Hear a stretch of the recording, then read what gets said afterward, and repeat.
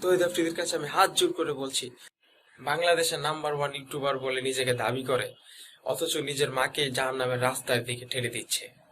আমি নিজের মা, নিজের বোনকে সারা বিশ্বের সামনে তুলে ধরছি। লক্ষ লক্ষ কোটি কোটি মানুষ দেখছে। আল্লাহর রাস্তায় তোমার মাকে তুমি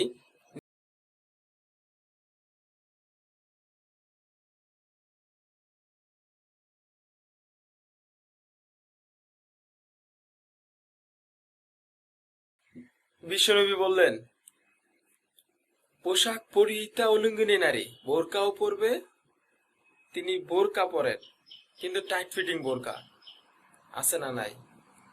এতে আপনি, আপনার মায়ের, আপনার, আমার বোনেরা, আমি সবসময় আপনাদেরকে সম্মান দিয়ে কথা বলি, একটু বোঝেন। এই যে আপনার টাইট ফিটিং বোরকাটা পরলেন, এতে লাভটা হলো কি? আপনার দেহের উঁচু নিচু বাস টের পাওয়া যায়, আপনার সৌন্দর্য প্রকাশ পেয়ে যায়। হেজাব আল্লাহ এমনি এমনি দেয়নি, এর সম্মান বেশি, এর প্যাকেট বেশি। কথা কন। ডায়মন্ডের আংটি কি নর্মাল দোকানে বিক্রি করে? স্বর্ণের আংটি না, ওইটা স্পেশাল মার্কেটে বিক্রি হয়। কোন মার্কেটের সামনে পুলিশ রাইফেল নিয়ে দাঁড়ায় থাকে না, কিন্তু স্বর্ণ ডায়মন্ডের দোকানের সামনে পুলিশ রাইফেল নিয়ে দাঁড়ায় থাকে। গ্লাস ফিটিং করা, স্পেশাল সিকিউরিটি, স্পেশাল লকার, কারণ ওটার দাম বেশি, ওটার প্যাকেট বেশি। সুবহানাল্লাহ বলেন। নারীদেরকে আল্লাহ ইসলামে সম্মান দিয়েছেন। বিশ্বনবী বলেছেন, দুনিয়ার সব সম্পদ, আর এই সব সম্পদের মাঝখানে দানি সম্পদ হচ্ছে নেককার নারী। এর পেটগুলা খনি। এই নেককার নারীগুলা যদি হেজাব মেনটেন করে, এর পেট থেকে আল্লাহ বের হবে, নাজমুল সাকিব বের হবে, কারি আহমেদ বিন ইউসুফ আজহারি বের হবে, বড় বড় মুফাসসির কোরআন বের হবে। আর যদি হেজাব না করে, স্টার জলসার ইউটিউব নিয়ে পড়ে থাকে, টেন্ডারবাজ, চাঁদাবাজ, এগুলো বের হবে। ওজনে কম দিবে, খাদ্যে ভেজাল দিবে, খাদ্যে ফরমালিন দিবে, ইউটিউবার বের হবে। বাংলাদেশের নাম্বার 1 ইউটিউবার বলে নিজেকে দাবি করে, অথচ নিজের মাকে জাহান্নামের রাস্তার দিকে ঠেলে দিচ্ছে। সে নিজের অজান্তেও জানে না অনেক পাপ করে ফেলতেছে, নিজের মা আর বোনকে সারা বিশ্বে, সারা বাংলাদেশের সামনে তুলে ধরছে। এটা ঠিক না, কপাল পোড়া জাতি আমরা। এজন্য নারীরা, আমার বোনেরা, আপনারা অনেক সম্মানিতা, আপনাদের সম্মান সম্পর্কে সচেতন হন। এই হেজাব আপনার অধিকার, এই হেজাব নারীর অহংকার, হেজাব নারীর আভিজাত্যের প্রতীক, হেজাব নারীর রুচির প্রতীক। আপনার রুচিটা কেমন আপনার বোরকা দেখলেই বোঝা যায়। যে মেয়েটা হিপ হপ স্টাইলে চলাফেরা করে, এই মেয়েটারে ইপ্রিজিং করা, দর্শন করার সুযোগ আছে। কিন্তু যে হেজাব মেনটেন করে, যে নারীরা পর্দা ভাবে চলাফেরা করে, ওদের দেখলে একটা সম্মান চলে আসে। আপনাদের সম্মানটা আপনারা রাখেন, কিয়ামতের আগে পোশাক পরিহিতা নারী বেড়ে যাবে। এই নারীগুলো জান্নাতে তো প্রবেশ করবেই না, জান্নাতের ঘ্রাণও তাদের নাকে লাগবে না। আর জান্নাতের ঘ্রাণ 500 বছর দূরের রাস্তা থেকেও টের পাওয়া যায়। খেয়াল করে বুঝেন, এখান থেকে জান্নাতে আরো 500 বছর দূরে। এত দূরে থাকতে জান্নাতের ঘ্রাণ আপনার নাকে এসে ধাক্কা লাগবে। সুবহানাল্লাহ বলেন। এই নারীগুলো জান্নাতে যাবে না, জান্নাতের ঘ্রাণও পাবে না। এজন্য জিনায় লিপ্ত থাকা অবস্থায় দোয়া কবুল হয় না। কিন্তু মানুষ যদি এটা থেকে বের হয়ে তওবা করে আল্লাহর জন্য, তার দোয়া অনেক বড় মানুষের থেকেও বেশি কবুল হয়। ওই 3 বন্ধুর একটা হাদিস আছে না, গুহার মাঝে চাচাতো বোনকে একা পেয়েও সে ফিরে আসছিল আল্লাহর ভয়ে, আল্লাহ পাক থেকে গুহা থেকে বাঁচাই দিচ্ছেন না। হাদিসটা পড়ে দেখবেন, অনেক বড় হাদিস। জিনা থেকে দূরে থাকলে হৃদয়ে নূর আসবে। আপনি আমি যদি আমাদের চোখকে এই পর্যায়ে নিয়ে যেতে পারি, যে কোনো গায়রা মাহরমের দিকে চোখ পড়লে আমরা নামিয়ে নিচ্ছে, তখন আপনি ফিল করবেন আপনার মনের মাঝে নূর আসছে। এই যে আমি একটা লেকচার দিচ্ছি, আমার খুব ভালো লাগছে। ঠিক রাস্তায় যেতে যেতে যদি আমি 8-10টা মেয়ের দিকে তাকাই, আমার এই নূরটা উঠে যাবে। জাহান্নামে কেন অনেক নারী থাকবে জানেন? কারণ তারা শুধু নিজের অপরাধ করে না, হাজারটা মুমিনের নূর তারা কেড়ে নেয়। দ্যাট ইজ ওয়াই তারা জাহান্নামে বেশি থাকবে। আরেকটা মেজর কারণ হচ্ছে, আবার বলবেন কিভাবে অন্য মানুষের নূর তারা কেড়ে নিচ্ছে? অনেকভাবেই কেড়ে নিচ্ছে। কয়েকটা উদাহরণ আছে, কোনটা শুনতে চান? একটা হচ্ছে পারফিউম মেখে অন্য পুরুষকে দৃষ্টি লাগানোর জন্য রাস্তা দিয়ে ঘুরে, সে তো জান্নাতে যাবেই না। আমাদের নূরও তারা কেড়ে নিচ্ছে, আমাদের পাপের অংশীদারও তারা করে নিচ্ছে। আরেকটা কিভাবে বলতে পারেন, ইউটিউবে নিজের ফেস, নিজের বডি, নিজের কিভাবে চলাফেরা, নিজের রান্না করা, নিজে কিভাবে সমাজে উপস্থাপন করতে পারে, পর্দা ছাড়া কিভাবে সুন্দর লাগে, অন্যকে চোখের দৃষ্টি লাগানোর জন্য সে ইউটিউব অভিনয় করছে। শুধু নিজে অভিনয় করছে না, সন্তান, মা, অনেকেই শুধু ইউটিউব নিয়ে পড়ে আছে, ফেমাস হয়ে যাচ্ছে। এই ফেমাসের লাভটা কি আমি বুঝি না। আমি তখনই সার্থক যখন আমি মৃত্যুর পরে জান্নাত পাবো, কিন্তু আমার কার্যকলাপ দেখে আমার মনে হচ্ছে না আমি জান্নাত পেতে পারি। আমি নিজের মা, নিজের বোনকে সারা বিশ্বের সামনে তুলে ধরছি। নারী পর্দা থাকা উচিত, নিজের বডি ল্যাঙ্গুয়েজ, নিজের ফিগার, নিজের কতটুক সব কিছু দেখিয়ে দিচ্ছি। আসলে আমি দেখানোর কথাটা বলতেছি না। আমাকে দেখে একটা পরপুরুষ যদি বলে যে না না, এই নারীটা খুব সুন্দর, তখন কিন্তু পাপটা আমার হবে, তারও হবে। হ্যাঁ বলবে, সবাই তো আর মার দৃষ্টিতে বলে না। তাই তহিদ আফ্রিদির কাছে আমি হাত জোর করে বলছি, যেহেতু তুমি তোমার মাকে অনেক ভালোবাসো, আল্লাহর রাস্তায় তোমার মাকে তুমি নিয়ে আসো। দুনিয়ার ফেমাস, দুনিয়ার টাকা পয়সা কোনো দাম নেই। একটা রিক্সাওয়ালাও যদি পরকালে জান্নাত পায় তাহলে সে সার্থক। তুমি আর আমি না, তুমি আর আমি যদি মৃত্যুর পর পরকালের জন্য জান্নাত পাই তাহলে আমি সার্থক। তাই তহিদ আফ্রিদি, আমি তোমাকে বলতেছি, তোমাকে যারা ফলো করে, তোমার কার্যকলাপই তারা করবে, তাহলে তাদের পায়ের ভারটা তোমাকেই নিতে হবে। তাই তোমাকে বলছি, মানুষকে হেদায়েতের রাস্তায় চলে আসো। এইসব ব্লগের নামে নারীদের পর্দা নষ্ট করা ঠিক না। কারণ আমি যদি কাউকে কোরআন শিক্ষা দেই, তাহলে কোরআন শিক্ষার সওয়াব আমার চলে আসবে। আমি যাকে শিখিয়েছি সে যদি আরেকজনকে শিখায় তাহলেও আমি কিন্তু সওয়াব পাবো। তাহলে আমি যদি পাপ কাজ করি, আমার পাপ কাজ দেখে যদি আরেকজন পাপ কাজ করে, সে কেন গুনাহগার হবে না? তাই তোমাকে বলছি, হাত জোর করে বলছি, আল্লাহ রাস্তায় ফিরে এসো। আমার এই ওয়াজ তোমাকে ছোট করার জন্য না, আমার এই ওয়াজ তোমাকে এই মানুষের সামনে খারাপ করার জন্য না। আমার এই ওয়াজ হচ্ছে, তুমি যদি আল্লাহ রাস্তায় একটু চলে আসো তখনই আমি সার্থক। তাই তোমার হাত জোর করে বলতেছি, আল্লাহ রাস্তায় চলে আসো। এইসব ইউটিউবে নিজের মা আর নিজের বোনকে তুমি তুলে ধরো না, প্লিজ। হাজারো মুমিন মানুষের নূর তারা এইভাবে কেড়ে নিচ্ছে, যেটি সোয়ায় তারা জাহান্নামে বেশি থাকবে। আরেকটা মেজর কারণ হচ্ছে তাদের উদ্যত মাথা। মেয়েদেরকে বলছি, স্পেশালি এই কথাগুলো মেয়েদের কাছে যাবে। তাদের উদ্যত মাথা আল্লাহর বিধানের সামনে আত্মসমর্পণ করতে চায় না, এই কারণে তারা জাহান্নামে বেশি থাকবে। যে কোনো বিধান আল্লাহ তাদের সামনে বলেন, সব মেয়ের কথা বলছি না, ম্যাক্সিমাম বিভিন্ন যুক্তি তারা দিবে। এই পর্যায়ে না যুক্তি দিবে, পর্দা করলে কি, কেমন করে চাকরি করব, পর্দা করলে কেমন করে পড়াশোনা করা যায়, এখন তো যাইতেই হচ্ছে, কিছু তো করার নাই, বিভিন্ন যুক্তি। কে যেন তাদের ব্রেনটাকে পুরো ওয়াশ করে ফেলেছে। আমি আপনাদেরকে বলেছি, কে ওয়াশ করেছে? এটা করেছে স্বয়ং দাজ্জাল। স্বয়ং দাজ্জাল। কারণ হাদিসে আছে একটা, রাসূল সাল্লাল্লাহু আলাইহি সাল্লাম, দাজ্জালের শেষ অনুসারী হবে এক শ্রেণীর নারী। নাশাল্লাহ, দাজ্জালের শেষ অনুসারী হবে এক শ্রেণীর নারী। তাদেরকে গড়ে ইসলামিক অনুশাসনে রাখার জন্য বাবা, ভাই, স্বামী শিকল দিয়ে বেঁধে রাখবে। তারপরে তারা শিকল ছেড়ে বের হয়ে যাবে, আটকাতে পারবে না, because of their of mind brain wash. এই কারণে দেখা যায় তাদেরকে কোনো বিধানের কথা আপনি বলবেন, তাদেরকে উদ্যত মাথাটা আল্লাহর বিধানের সামনে কখনো নিচা হতে চায় না, বিভিন্ন যুক্তি তারা দেয়। এই কারণেই এদের সংখ্যা জাহান্নামে বেশি হবে। আরো কারণ আছে, রাসূল সাল্লাল্লাহু আলাইহি সাল্লাম বলেছেন তাদের সারা জীবন তাদের জন্য করবেন। স্পেশালি তাদের উদ্দেশ্য করে বলছি, যাদের অ্যাফেয়ার আছে, যতই কিছুই করেন না কেন, আপনি যদি তাকে ভোগ বিলাস এবং পার্থিব সুখ শান্তি না দিতে পারেন, সে আপনাকে চিনবে না এক সময়। আপনি যদি আমাদের কথা বিশ্বাস না করেন, লিখে রাখতে পারেন। আর এমনিতেও লিগেল বৈবাহিক সম্পর্কে সারা জীবন অনেক কিছু করবেন, হঠাৎ একদিন কোনো একটা কারণে ঝগড়া লেগে গেছে, তখন দেখবেন সে বলে বসেছে, সারা জীবন তোমার কাছে কিছুই পেলাম না। আমি নারীদেরকে ছোট করছি না, তাদের কিছু কিছু পয়েন্ট বলছি, এসব কারণে তারা জাহান্নামে বেশি থাকবে। আমি একটু এই কথাটা না বললে নয়, জাস্টিস হবে না। রাসূল সাল্লাল্লাহু আলাইহি সাল্লাম মেরাজে গিয়েছেন, আপনারা জানেন। তিনি মেরাজের রাতে অনেক অলৌকিক জিনিস দেখেছেন, নবীদের সাথে সাক্ষাৎ করেছেন, ইভেন আল্লাহর কাছেও কথা বলেছেন, আল্লাহর নূর দেখেছেন। এ সময় সবাই তাকে দেখে হাসি মুখে সম্বর্ধনা জানিয়েছেন। যার সাথে দেখা হয়েছে তার সাথেই তিনি হাসি মুখে অভ্যর্থনা দিয়েছেন, আসসালামু আলাইকুম আইয়ুহান নবী, সবাই বলেছে হাসি মুখে। একজন মালাক ফেরেশতা তাকে দেখে হাসেননি। রাসূল সাল্লাল্লাহু আলাইহি সাল্লাম অবাক হয়েছিলেন, ইয়া জিব্রাইল, ওর চেহারাটা এত গম্ভীর কেন, সে আমাকে দেখে হাসছে না কেন, তার মুখে হাসি নাই।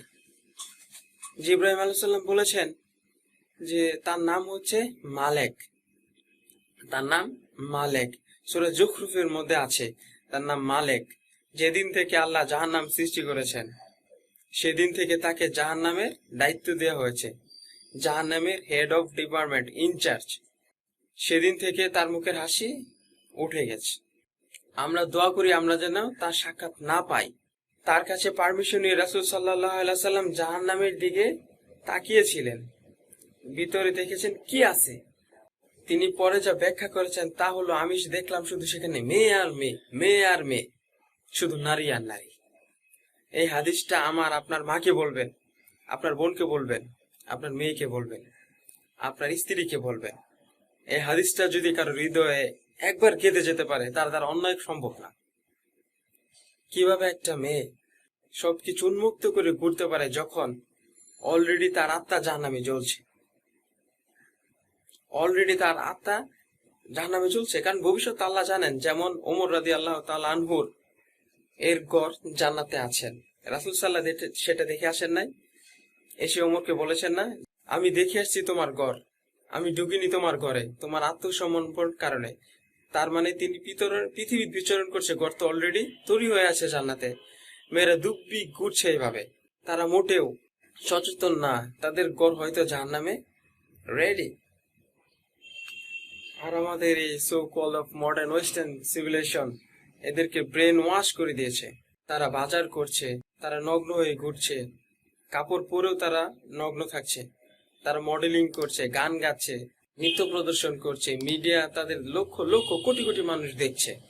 হাজারো মানুষের নূর চলে যাচ্ছে, অন্যের নূর নষ্ট করে জান্নাতে যাওয়া যাবে না।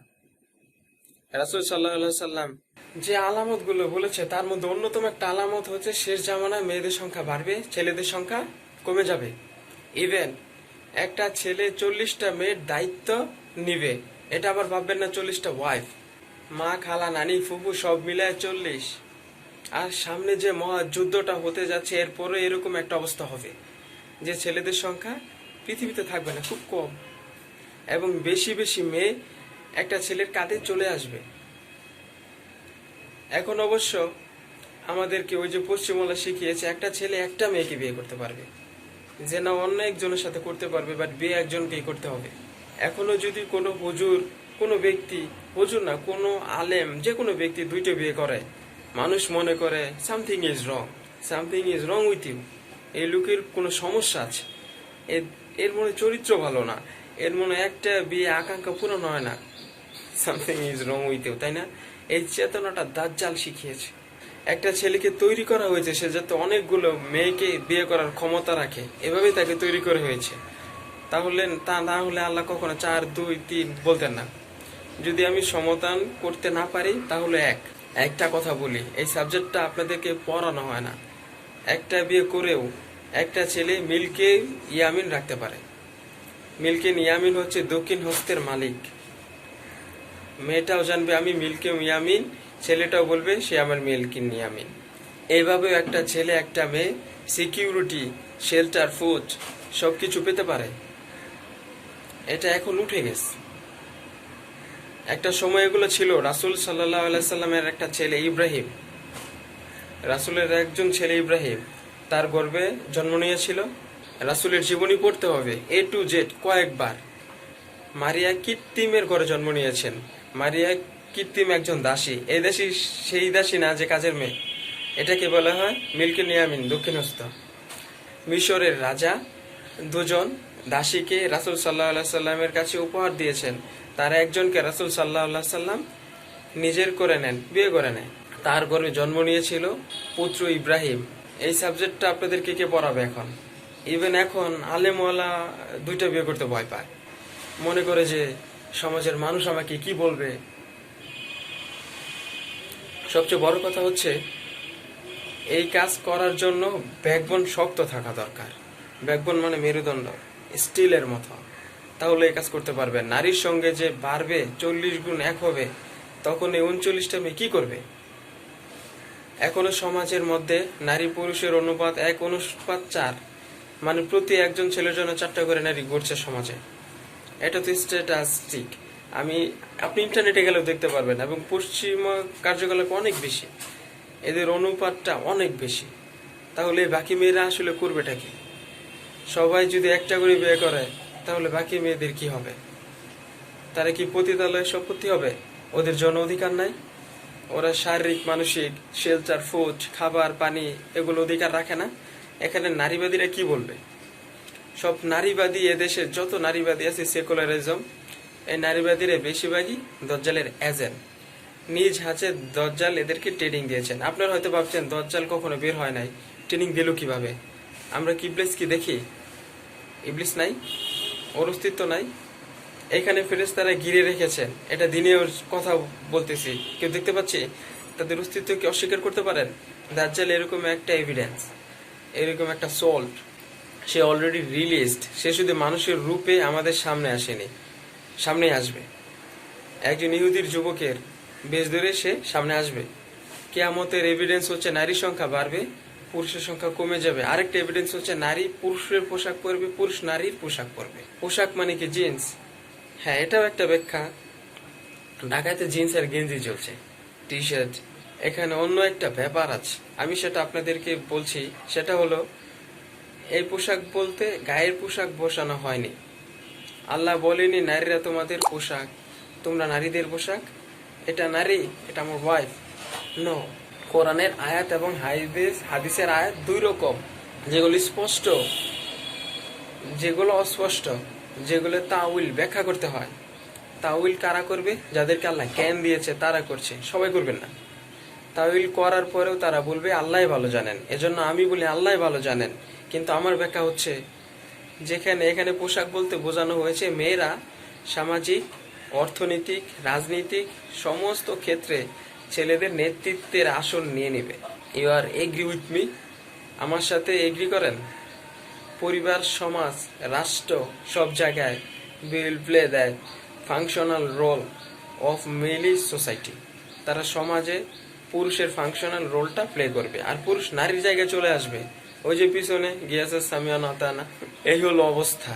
এগুলোকে আমরা দেখতে পাচ্ছি, ব্যাখ্যা করার দরকার নেই। তবে একটা হাদিস না বললেই না, ইলমের জাস্টিস হবে না। সেটা হলে আল্লাহ রাসূল সাল্লাল্লাহু আলাইহি সাল্লাম বলেছেন, কোনো কম ততক্ষণ পর্যন্ত সফল হতে পারে না যতক্ষণ পর্যন্ত তাদের নেতৃত্ব দিবে একজন নারী।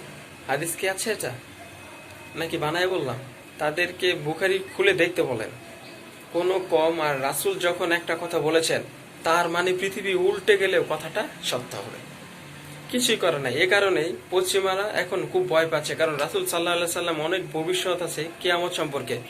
ওরাও এখন খুব ভয় পাচ্ছে, ওভার কনসিয়াস, যেগুলো তো হতেই পারে। এগুলো ঠেকানোর যত পদ্ধতি তার অবলম্বন করছে, কিন্তু লাভ হচ্ছে না। প্রতিটা ইস্যু ওদের বিপর্যয় ডেকে আনবে। যে কোনো ইস্যু হোক, যে কোনো প্যালেস্টাইন বা কাশ্মীর হোক, সেটা আফগানিস্তান, পাকিস্তান বা বাংলাদেশ বা বার্মা, কোনো ইস্যুই তাদের জন্য কল্যাণ বয়ে আনবে না। যদি কল্যাণ বয়ে আনে, শুধু মুসলিমদের জন্য আনবে। কারণ প্রতিটা অন্ধকারের পিছনে একটা সোনালী সকাল আছে, এটা ওরা জানে না, কিন্তু কোরআন এবং হাদিসে এটা আছে। অতএব কেউ ধৈর্য হারা হবেন না, ধৈর্য হারা হবেন না, এবং অধৈর্য হয়ে কোন ইনিশিয়েটিভ নেবেন না। এমন কোন ইনিশিয়েটিভ নেবেন না যার কারণে ওভার ক্ষতি হয়। কারণ সামনে যে সময়টা আসছে তা আমাদের বিজয়ের সময়, ওদের বিজয়ের সময় নয়। All you have to do, আপনাকে এতটুকু করতে হবে, জাস্ট বি প্রিপেয়ার ইউরসেলফ। নিজের প্রস্তুতি নিজে নেওয়া শুরু করেন, কারো দিকে দেখার দরকার নেই। এবং অবশ্যই কালেকটিভলি কিয়ামতের আলামত হচ্ছে নারীর সংখ্যা বাড়বে, পুরুষের সংখ্যা কমবে। নারীরা পুরুষের পোশাক পরবে, পুরুষরা নারীর পোশাক পরবে। পোশাক মানে সোসাইটি ফাংশনাল রোল। মানুষ হালাল হারামের বিবেচনা করবে না। মানুষ জেনা করবে, জেনাকে জেনা মনে করবে না। মানুষ মদ খাবে, মদকে মদ মনে করবে না। বিশ্বাসে মিলে বস্তু তর্কে বহুদূর।